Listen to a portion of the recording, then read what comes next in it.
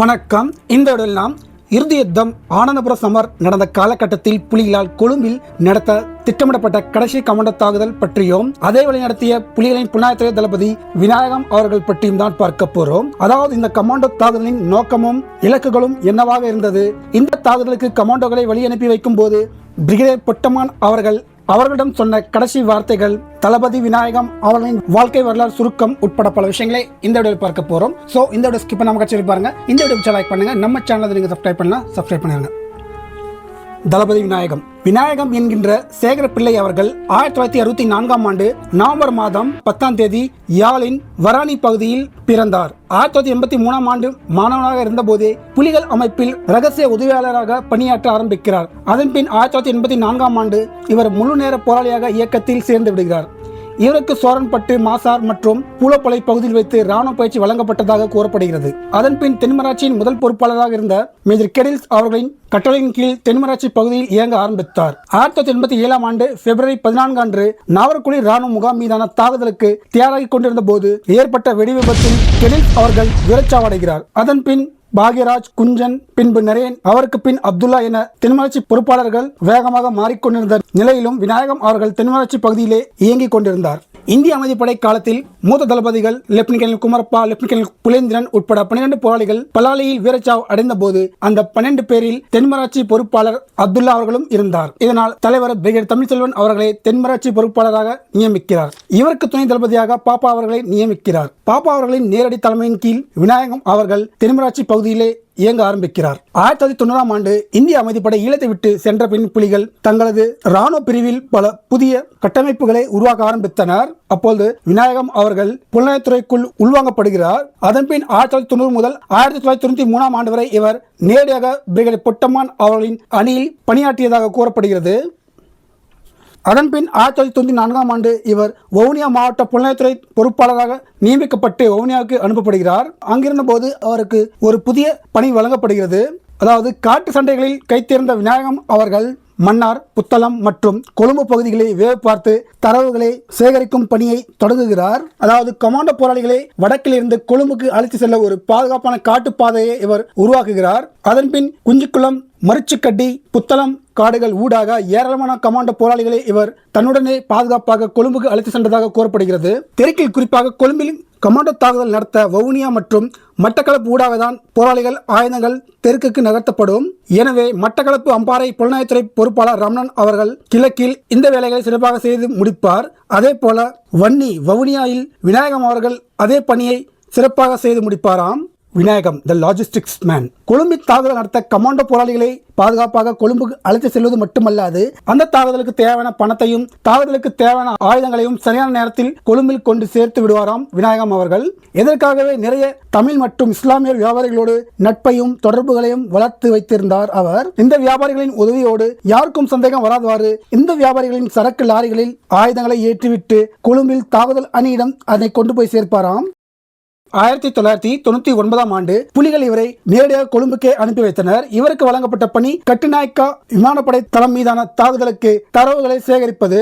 அந்த வேலையை சிறப்பாக செய்து வந்தார் இவர். ஆனால் பின்பு ஏனோ ஒரு காரணத்தால் தாக்குதல் பொறுப்பினை தலைவர் கேர்னல் சார்ல்ஸ் அவர்களிடம் ஒப்படைக்கிறார். 2001 ஆண்டு கேர்னல் சார்ல்ஸ் அவர்கள் தலைமையில் இந்த தாக்குதல் வெற்றிகரமாக நடத்தி முடிக்கப்பட்டாலும் இதில் விநாயகம் அவர்களின் பெரும்பங்கு இருந்தது என்பது இங்கு குறிப்பிடத்தக்கது.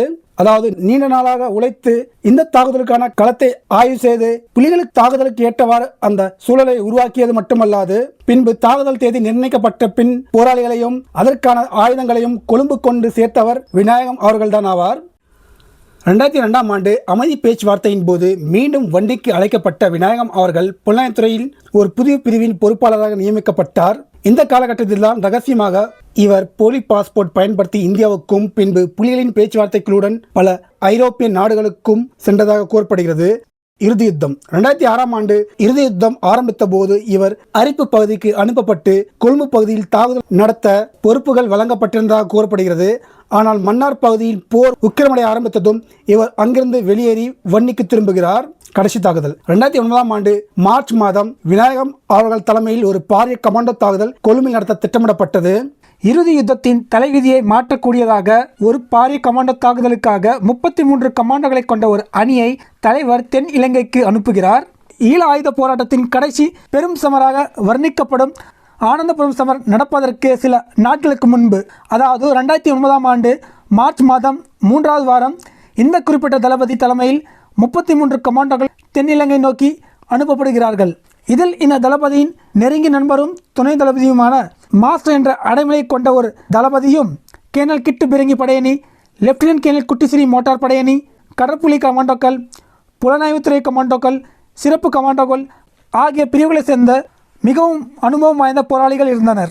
இவர்களுக்கு தரப்பட்ட பணி தென் இலங்கைக்கு சென்று அங்குள்ள கேந்திரிய முக்கியம் வாய்ந்த இடங்களை கமாண்டோ தாக்குதல் மூலம் கைப்பற்றி குறைந்தது 2 நாட்களாவது தங்கள் கட்டுப்பாட்டில் வைத்துக்கொண்டு நிலையெடுத்து அங்கிருந்தவாறு தெரிவு செய்யப்பட்ட இராணுவ இலக்குகள் மீது மோட்டார் எறிகணை தாக்குதல் நடத்த வேண்டும். இந்த தாக்குதல் வெற்றி பெற்றால் இராணுவத்துக்கு மிகப்பெரிய இழப்புகளை இது ஏற்படுத்தும் என்பது எல்லோருக்கும் தெரியும்.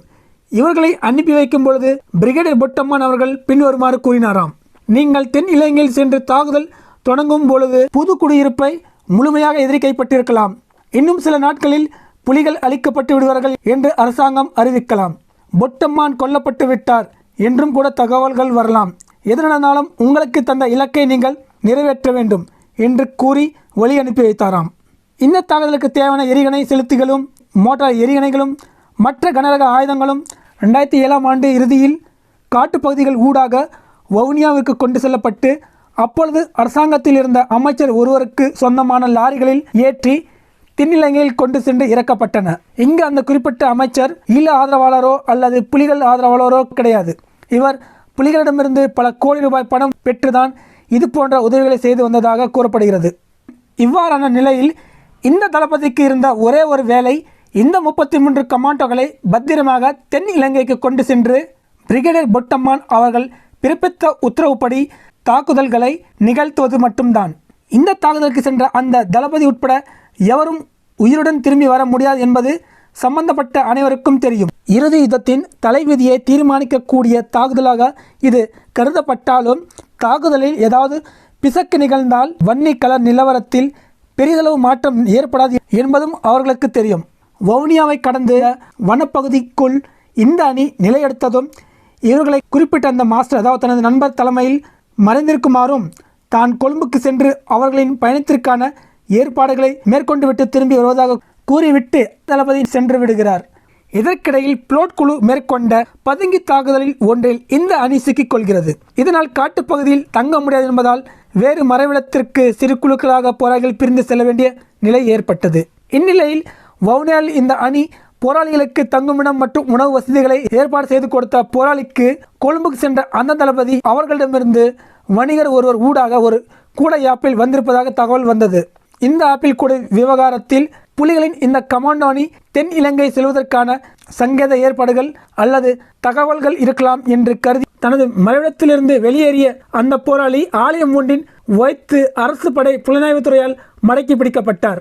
ஆப்பிள் கூடையை கொண்டு வந்த வணிகரை பின்தொடர்ந்து வந்து அரசு படை புலனாய்வுத்துறை அதிகாரிகள் அந்த போராளியை மடக்கி பிடித்தார்களா என்பது தெரியவில்லை. எது எப்படியோ, ஆனால் வில்பட்டு காடுகளை தாண்டி இந்த அணியால் நகர முடியவில்லை.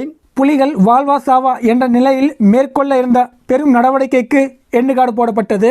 இந்த கைதுக்கு பின் தென்னிலங்கை சென்று பிரிகேடியர் பொட்டம்மான் அவர்களின் உத்தரவுப்படி தாக்குதல்களை நிகழ்த்துவது சாத்தியமில்லை என்று கூறி அங்கிருந்த போராளிகளை அவரவர் உறவினர்கள் வீட்டுக்கு சென்று தங்கி இருக்குமாறு உத்தரவு பிறப்பித்து கொழும்பு வழியாக விநாயகம் அவர்களும் மன்னார் வழியாக அந்த மாஸ்டர் என்பவரும் இந்தியாவுக்கு தப்பி சென்றதாக கூறப்படுகிறது.